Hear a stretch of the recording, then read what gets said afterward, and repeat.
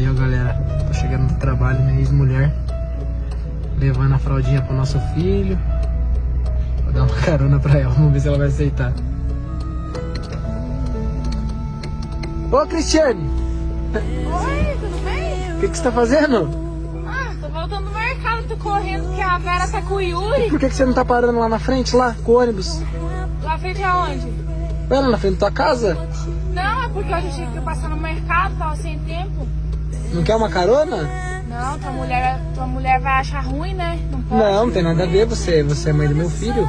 Entra aqui, é perigoso. Olha aí, ó, escuro pra caramba, essa tarde da Posso noite. deixar? Eu vou atrás então, tá? Pode ser, coloca as coisas aqui.